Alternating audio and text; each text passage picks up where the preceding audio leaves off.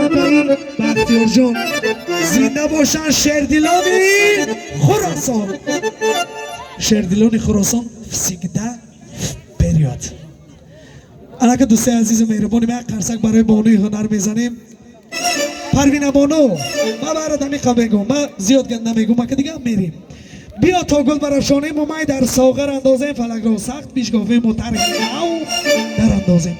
اگر غم لشکر انگیزد که خونی آشیقان ریزد. من و پروینه به هم آییم که بنیادش برانگیزیم. یک قرصک بلندی آخجری به خاطر بانوی هنر پروینه نورزاد میزنیم.